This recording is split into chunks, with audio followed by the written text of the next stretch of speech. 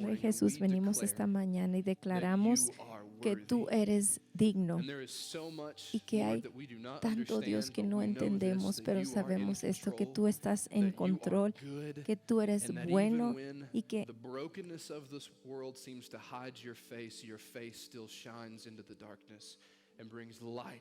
traes luz y esperanza cuando hay tanto mal en el mundo. Pedimos por los que están doliendo, por los que están luchando, pedimos por esta nación, por nuestros corazones esta mañana, que tú traigas tu espíritu de amor, de paz, de esperanza y que tu presencia se manifieste en nuestras vidas.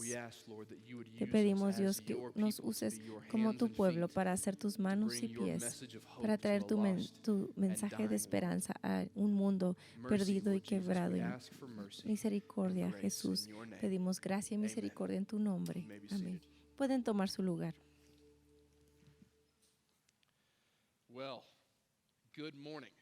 Buenos días. Es bueno estar con ustedes esta mañana. Si están en línea o en el norte, muchas gracias por estar con nosotros esta mañana. Nos da gusto que estén aquí. Y buenos días de Campus de Midland. Si son nuevos o no están familiarizados con nuestra iglesia, nos da gusto que hayan venido, escogido adorar con nosotros. Mi nombre es Josh Gatewood, uno de los ministros de enseñanza aquí en la iglesia. Es un honor traerles la palabra esta mañana. Quiero empezar nuestro tiempo con una pregunta, y esta pregunta es esta. ¿Qué si paso los siguientes 35 minutos explicándoles a ustedes que Dios nunca podría usarte?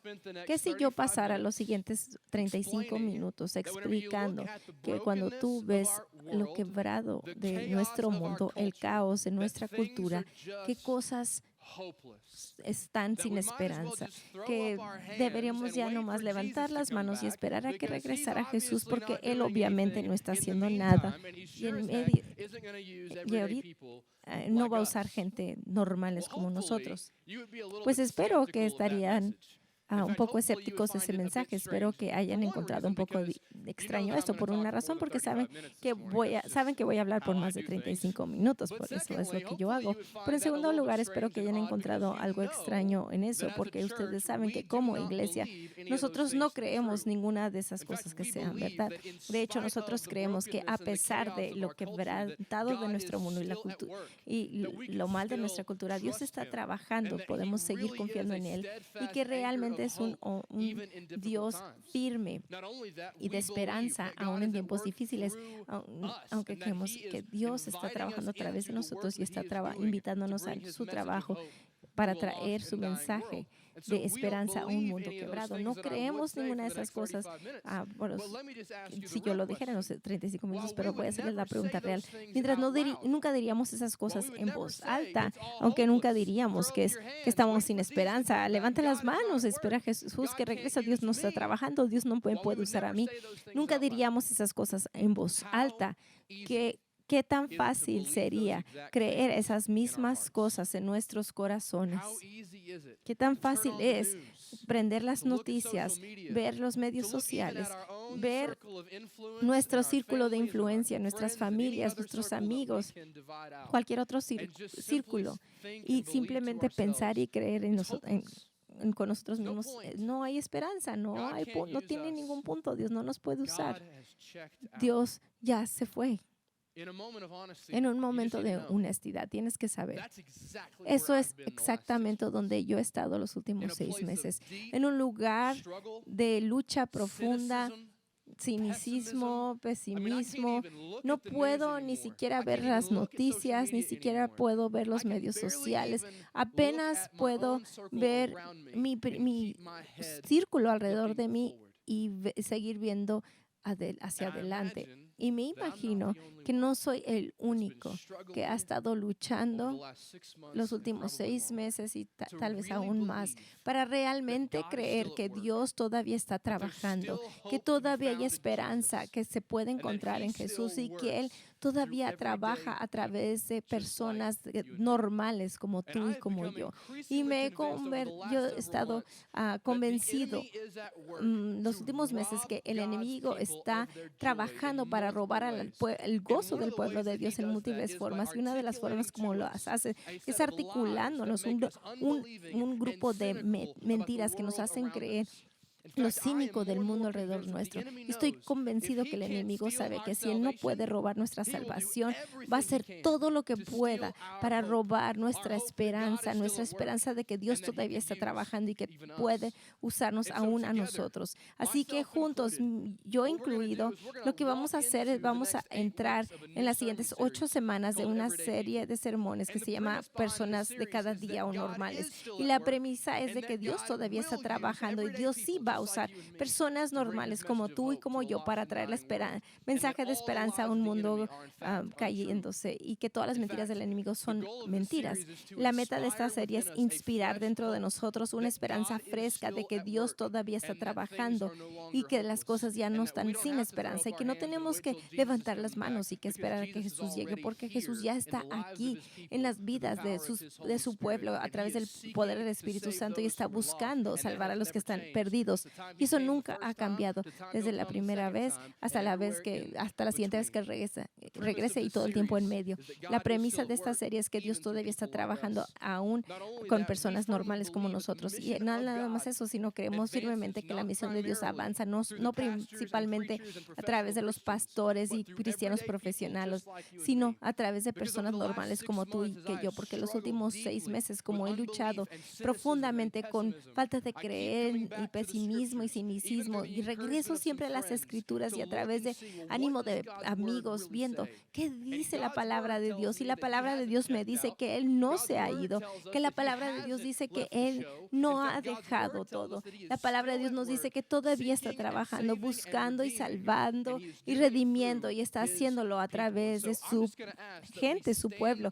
Les voy a pedir que nos paremos en la autoridad de la palabra de Dios mientras vemos nuestra cultura, que aunque hayan mentiras y pesimismo, que regresemos a la Biblia y digamos, ok, Jesús, aun cuando está loco, aunque parece que no hay esperanza, vamos a pararnos en la autoridad de tu palabra, porque al final del día eso es nuestra ancla y es lo que tenemos.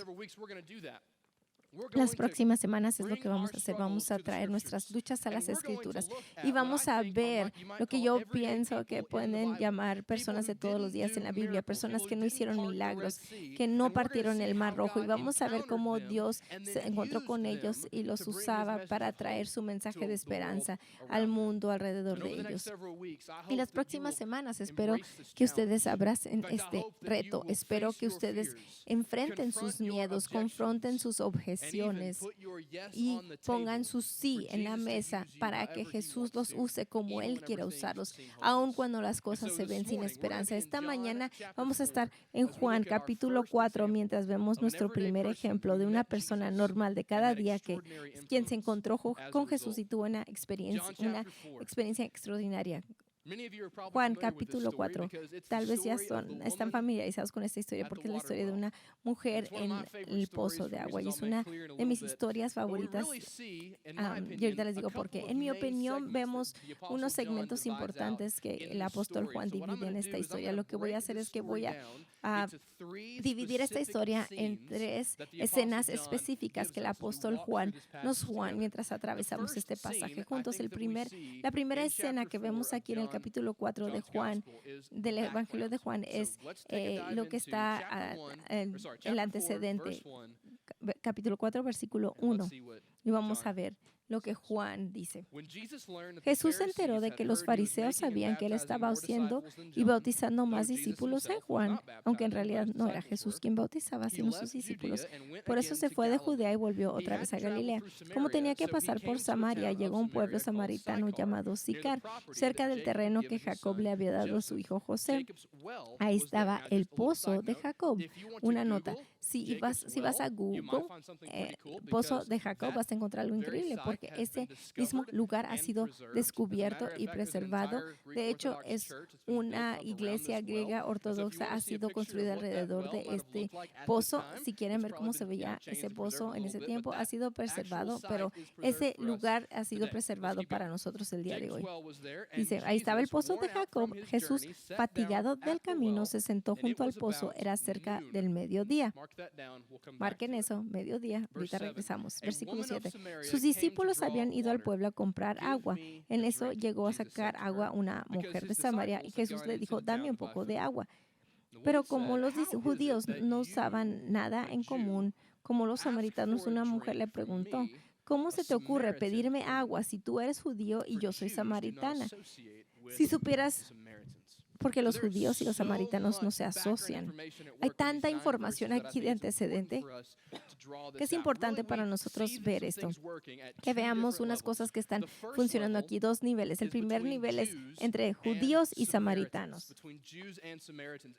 Entre judíos y samaritanos en este tiempo había un historial larga de hostilidad entre estos dos pueblos. Y pueden ir a leer en Segunda de Reyes capítulo 17, donde muchos de esto comenzó.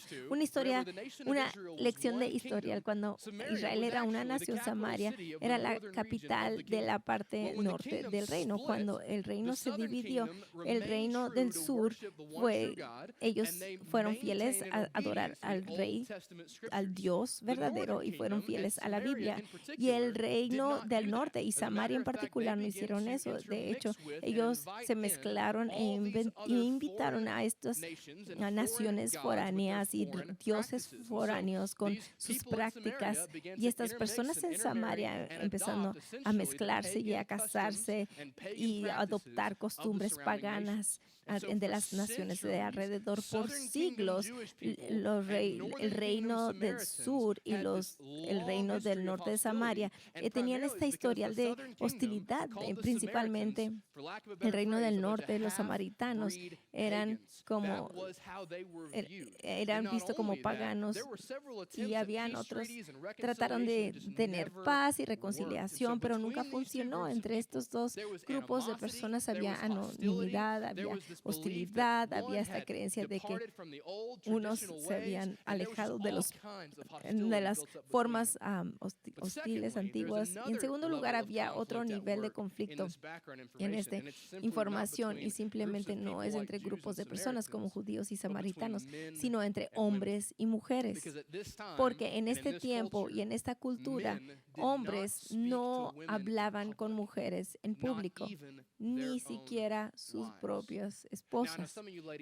Yo sé que algunos de ustedes no quieren que sus esposos les hablen en público, yo entiendo, pero en este tiempo es porque las mujeres eran ciudadanas de segunda clase, ni siquiera se les permitía testificar en una corte. Había una oración que hombres judíos oraban con sus esposas, y así va esta oración: gracias Dios que yo no soy un gentil, no judío, que no soy esclavo y de que no soy una mujer. ¿Algún esposo quiere que sus esposas oren así? No creo. Y le pregunté a mi esposa y me dijo que no.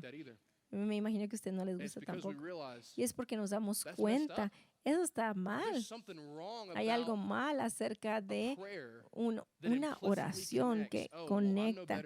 No soy mejor que un gentil o un esclavo, pero así como las mujeres se veían en esta cultura, y esa es la sociedad en donde está esta mujer. Y así que ya ven dos niveles de tensión que están en esta historia. Judíos no hablaban con samaritanos, hombres no hablaban con mujeres, y en una conversación, un hombre judío llamado Jesús cruza los dos límites culturales y habla con una mujer samaritana. Por eso en el versículo 9 dice, pero como los judíos no usan nada en común con los samaritanos, la mujer le respondió, cuando le está pidiendo Jesús, dame agua de beber, está haciendo lo que todos en la cultura dicen que no hagas. Está hablando con alguien que no es parte de su clase, no es parte de su mismo género.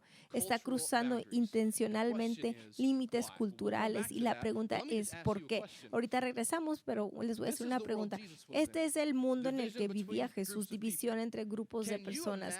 ¿Pueden imaginarse un mundo donde hay hostilidad, profunda tensión entre dos diferentes grupos de personas? Sí, sí pueden imaginar, porque saben exactamente de qué estoy hablando. Vivimos en una sociedad, en una cultura que está tan polarizada y tan dividida, y vemos el ejemplo de Jesús. ¿Qué encontramos? Encontramos que el paso número 1, estar listos para ser usados por Jesús, es esto, es que seguir a Jesús va a requerir de nosotros que crucemos barreras culturales. Es lo que él hizo. Jesús estaba hablando con alguien, todos dijeron que no tenía que hablar con él, y eso es exactamente lo que nos está llamando a hacer, para ser pueblos, a personas de influencia de cada día. Y comienza no por alinearnos más cercanos con un grupo político o social, sino por alinearnos primero con Jesús y su reino, aún si significa que tenemos que trascender algunas barreras. Esta es información. Escena número 2 es el encuentro. Este es el corazón de la historia, el encuentro. Vamos a seguir la conversación en el versículo 10. Si supieras lo que Dios puede dar y conocieras al que te está pidiendo agua, contestó Jesús, tú le habrías pedido a él y él te habría dado agua que da vida. Me encantan los siguientes 2 versículos porque es un buen ejemplo de cómo en la Biblia hay sarcasmo, y me da esperanza que puedo ser salvo de todos modos. Versículo 11. Señor, dice la mujer, ni siquiera tienes con qué sacar agua y el pozo es muy hondo. ¿De dónde, pues, vas a sacar esa agua que da vida? ¿Acaso eres tú superior a nuestro padre Jacob?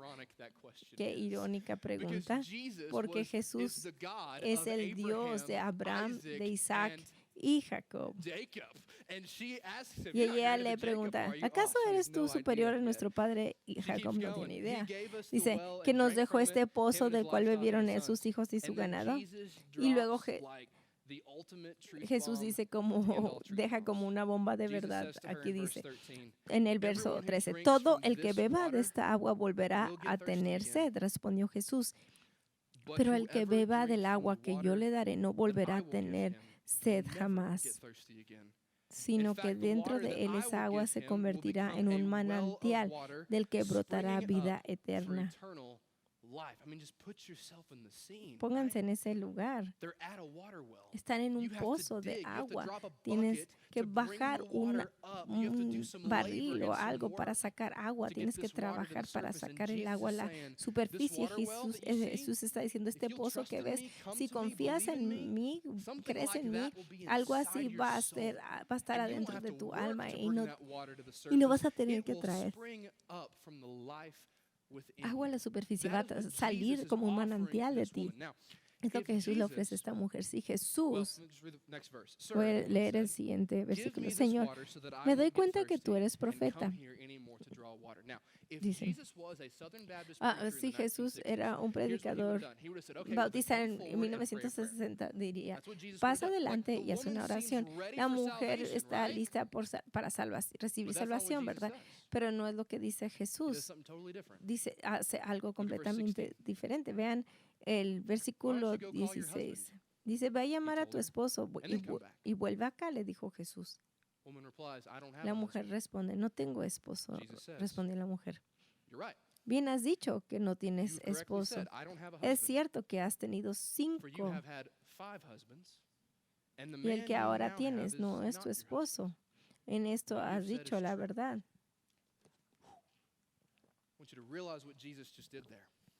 Vean lo que Jesús acaba de hacer. Jesús hizo algo que nos pone incómodos, y confrontó a la mujer con su pecado. Pero también lo que hace, ¿se acuerdan que les dije que la mujer fue por agua a mediodía? Ahora sabemos por qué. Porque hasta ahora, en esta cultura, las mujeres no iban por agua a mediodía. Iban temprano en la mañana o tarde en la tarde. Esta mujer va cuando no hay nadie más. ¿Por qué? Porque ella sabe que las personas conocen su historia.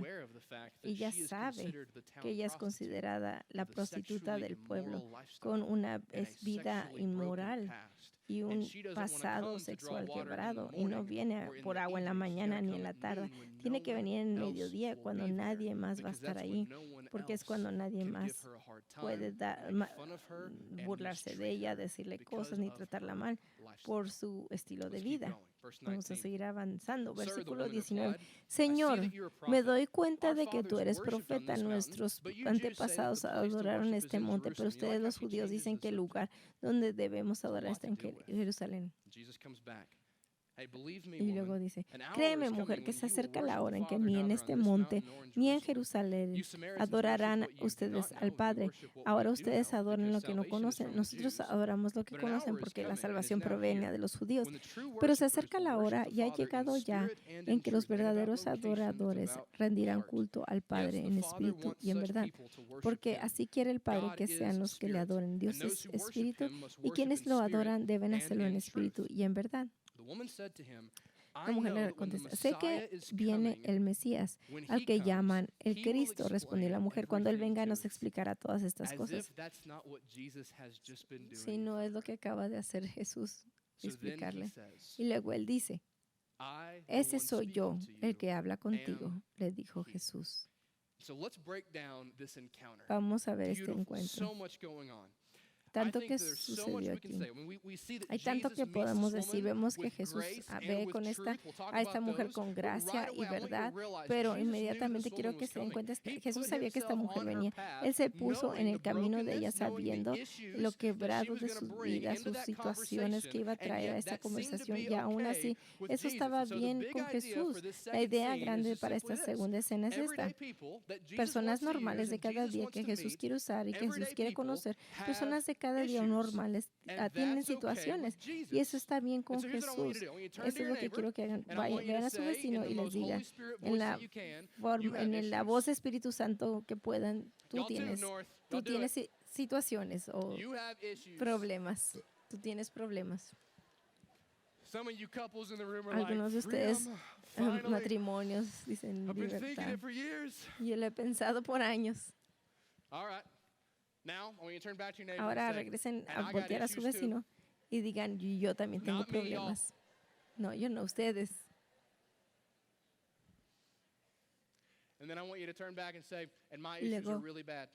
Y luego díganle a su vecino, y mis problemas están muy mal.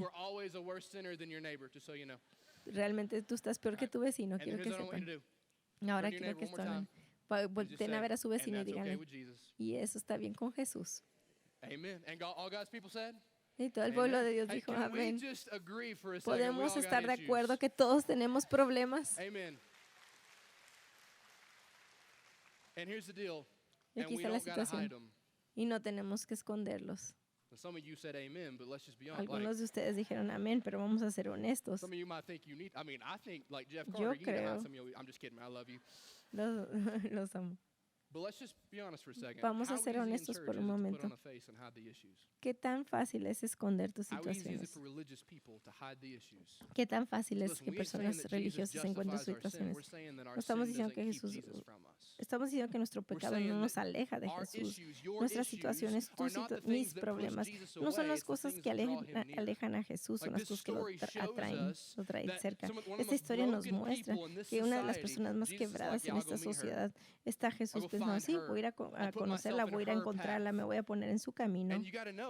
Tienes que saber lo que significa. Es que tú y yo, cuando buscamos a Jesús para pedirle ayuda y para esperanza, no estamos tratando de buscar un Salvador, nosotros buscarlo, sino nos ponemos en el camino de alguien que nos está esperando, que lleguemos a Él, y vemos este panorama hermoso de gracia y de verdad. Vemos que Jesús le ofrece a esta mujer vida eterna y satisfacción, aunque Él sabía todo acerca de ella.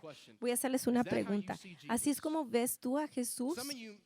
Algunos de ustedes todavía viven con la idea de que Jesús está enojado con ustedes por las decisiones que han tomado, que siempre está enojado con ustedes. Todavía ustedes se preguntan, ¿todavía me ama?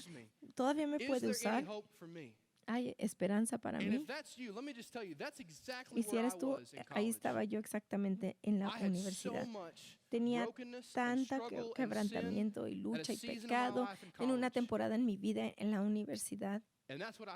Y es lo que yo creía, que Dios no podía ya usarme, que no había esperanza para mi vida, que si Dios iba a cambiar el mundo iba a ser a través de alguien más y no yo. Y luego leí esta historia una mañana y me di cuenta que siempre está en el corazón de Dios rescatar a los que piensan que están totalmente perdidos.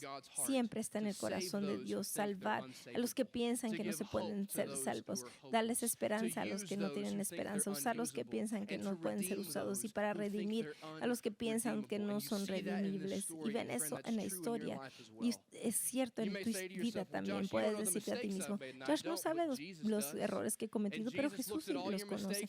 Y Jesús ve tus errores y dice, en la cruz ya está pagado, en la cruz ya pagué por esto. No tienes que vivir bajo condenación.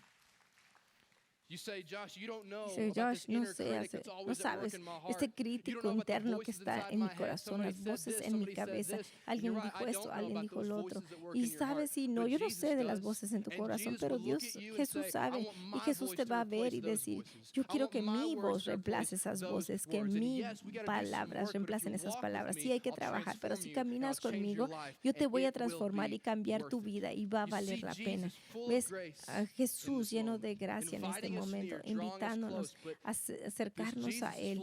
Este Jesús está lleno de verdad. Este Jesús nos enfrenta con nuestro pecado. Jesús le dice, ve por tu esposo. Y le dijo, pues has tenido 5 y con el que está nuestro esposo, ¿por qué la enfrentaría con este pecado? ¿Por qué lo traería a la superficie? Y la respuesta simplemente es esta: Jesús nos ama demasiado como para dejarnos en nuestro pecado. Nos ama demasiado como para dejarnos en nuestro pecado, así que con gracia va a confrontarnos con nuestro pecado para liberarnos de él. Y yo creo que tenemos que ser honestos y admitir que para muchos de nosotros el pecado en nuestros corazones, el pecado en nuestras vidas es una semilla en nuestro corazón de falta de creer, que Dios no nos puede usar, que no tenemos esperanza, que vamos a esperar a que regrese Jesús porque no va a pasar nada.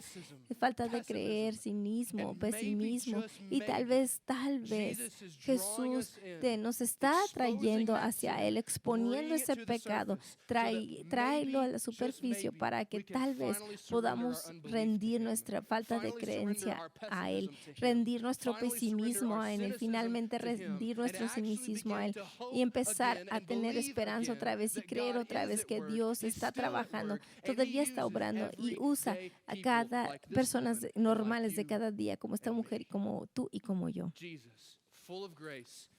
Jesús lleno de gracia, lleno de verdad. ¿Cómo esta mujer responde? Vamos a ver lo que es su respuesta en el versículo 28. La mujer dejó su cántaro, volvió al pueblo y le decía a la gente, vengan a ver a un hombre que me ha dicho todo lo que he hecho. ¿No será este el Cristo? Salieron del pueblo y fueron a ver a Jesús. Mientras tanto, vamos al versículo 39. Dice, muchos de los samaritanos que vivían en aquel pueblo creyeron en él por el testimonio que daba la mujer.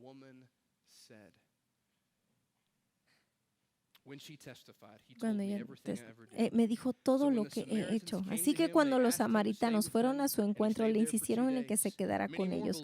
Jesús permaneció allí 2 días y muchos más llegaron a creer por lo que él mismo decía. Ya no creemos solo porque tú dijiste, le decían a la mujer. Ahora lo hemos oído nosotros mismos y sabemos que verdaderamente este es el Salvador del mundo. ¿Pueden ver lo que sucedió aquí? Esta mujer tenía que decir a las personas lo que Jesús había dicho, pero tenía todas las excusas para no hacerlo. Tenía todas las excusas para decir para pensar que ellos no la escucharían, no le creerían, que Dios no la podía usar, que Dios no iba a hacer nada como resultado de su testimonio. Tenía todas las razones para creer que ella tenía todas las excusas. Nunca van a creerme, soy mujer, estoy quebrada sexualmente, me van a sacar de aquí. Aún así cuenta la historia de todos modos. Aún así cuenta lo que Jesús ha hecho por ella. Y este es un encuentro mínimo, ni siquiera está viviendo al otro lado de la cruz o al otro lado de la resurrección como nosotros. Ella cuenta la historia y nosotros tenemos aún una historia más grande que contar. Ella dijo, no me importan las excusas. Tengo toda excusa para no decir lo que Jesús ha hecho y quién es Él, pero estoy contando de Él de todos modos. Aquí está mi pregunta para nosotros. Tenía toda excusa y no le importó. ¿Cuál es nuestra excusa? ¿Cuál es nuestra excusa? ¿Qué nos mantiene o nos previene para decir que Jesús hace? ¿Qué nos previene de creer que Jesús puede trabajar a través del poder de un testimonio? ¿Qué excusas ponemos que nos previenen o que nos mantienen paralizados en miedo, en falta de creer o paralizados en cinismo? Escuchen, la misión de Dios es nunca restringida y nunca ha estado restringida para ni los bien informados ni los religiosos. Ha sido siempre para todos quienes han sido transformados por Jesús. Y puedes decirte a ti mismo, no sé suficiente de la Biblia, o me da vergüenza mi historia, o no sé realmente todo lo que tengo que saber, o qué posiblemente puedo hacer yo por Dios. Pregunta equivocado. No se trata de lo que tú vas a hacer por Dios, es lo que Él va a hacer a través de ti. El Espíritu Santo en el corazón y en la boca de un creyente en la Biblia, en Dios, pueden hacer más cosas más poderosas en el nombre de Jesús que un ejército de personas que hablan en pública y que tienen todo ese conocimiento. Tú tienes el Espíritu Santo, tú tienes su palabra, tú tienes tu historia con Él. Eso es suficiente. ¿Cuál es tu excusa? ¿Cuál es mi excusa? ¿Qué es nuestra excusa? Aquí está la gran idea. Dios no escoge a los mejores. Él escoge a los dispuestos. Dios no escoge al mejor, escoge al dispuesto. Este es su patrón a través de todas las escrituras. John MacArthur, cuando estaba hablando de cómo Jesús escogió a los 12 discípulos, lo dice de esta forma. Me encanta. Esto es lo que él dice. Dios se brincó a todos los sabios del día. A los escolares estaban en Egipto. La librería grande, biblioteca estaba en Alejandría. Los filósofos estaban en Atenas. Los poderosos en Roma. Se brincó a los eruditas historiadores, Sócrates, el gran pensador, y Julio César. Y luego escogió hombres tan ordinarios. Era chistoso. No eran rabís, no eran maestros, ni expertos religiosos, ni siquiera un dirigente de una sinagoga. La mitad eran pescadores, eran agentes, terroristas. ¿Y puede Dios usar a pescadores que no puede usarnos a nosotros? Quiero que se den cuenta por la fidelidad de esta mujer. Un pueblo completo llegó a conocer a Jesús. La pregunta es, ¿puedes creer que Dios te puede usar a ti? Yo creo que sí. Creo que quiere usarte. Y creo que lo va a usar si tú escoges ser fiel. Pero aquí está la situación. Si vamos a creer esto, va a requerir que hagamos algunos cambios, va a requerir que creamos en medio de estas tormentas de la vida que Jesús es digno, que Jesús es verdad todavía, que Jesús todavía es un ancla firme, dependiente en nuestra vida. La iglesia no es un estadio. Es un campo base. No es donde venimos a ser entretenidos, es donde venimos a recibir recursos, venimos a conectarnos, es donde venimos a cargar cargas de otros. Porque aquí está la situación. Si tú quieres nomás ir a la iglesia, por favor, ve a algún otro lado. No estamos en el negocio de nomás hacer la iglesia, estamos en el negocio de ser la iglesia, de ser sal, de ser luz, los manos y pies de Jesús, porque es así como personas normales hacen una influencia normal. No nomás estar contentos con los programas, sino ser soltados en el mundo. Estamos listos para ser equipados y ser recursos para este mundo. También va a requerir que nosotros simplemente pongamos nuestro sí en la mesa, sabiendo que Jesús nos va a llevar a lugares que asustan, sabiendo que Jesús nos va a llevar a conversaciones que no son cómodas, sabiendo que no tenemos control sobre el futuro y que no tenemos plan para días de aquí. Pero aquí está la situación. Algunos de nosotros todavía estamos esperando al siguiente político, al siguiente hablador público que habla en público. Estamos esperando a Jesús, a alguien que diga, sí, yo voy a donde tú quieras.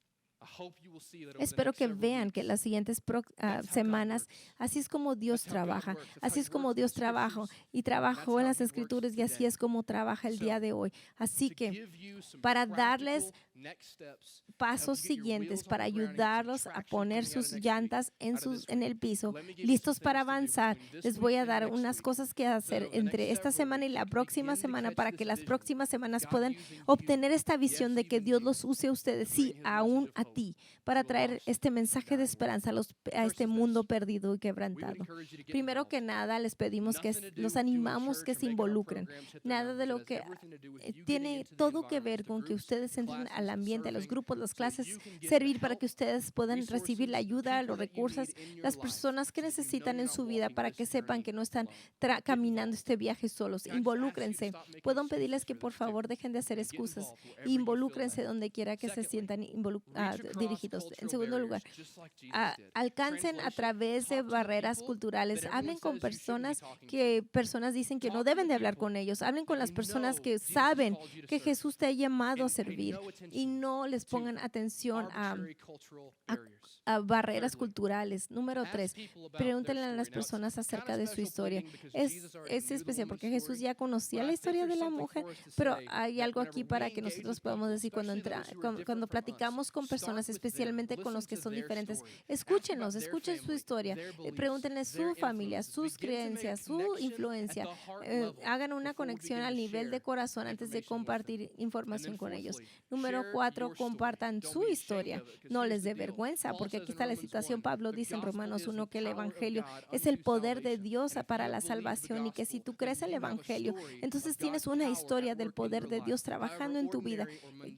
No importa lo ordinario o mundano que pienses que sea. Y finalmente, sé fiel y déjale los resultados a Dios. Puedes ver esta historia y decir, wow, parece que la gente cree tan fácil, pero cuando yo trato de hacer este tipo de cosas, las personas no llegan a la fe, me desanimo, pero aquí está la situación, tienes razón. Muy seguido, a veces, los resultados simplemente no vienen inmediatamente. Muy seguido, no vienen los resultados inmediatamente. Muchas veces estamos nada más preparando la tierra, porque aquí está la situación, es buenas noticias. Jesús no pone la carga sobre tus hombros para salvar al mundo, no es para ti, eso está en los hombros de Él. Nuestro trabajo es contar lo que Jesús ha hecho, nuestro trabajo es proclamar lo que Jesús ha hecho, nuestro trabajo es proclamar el trabajo de Jesús, es la transformación. Deja que Él sea el Salvador, deja que Él sea quien es Él, y aunque los resultados no vengan tan rápido o como tú quieres que vengan, sé fiel y déjale los resultados en sus manos, porque muy seguido vas a plantar semillas de árboles donde el fruto nunca vas a disfrutar, pero segundas y terceras generaciones van a disfrutarlas por tu fidelidad.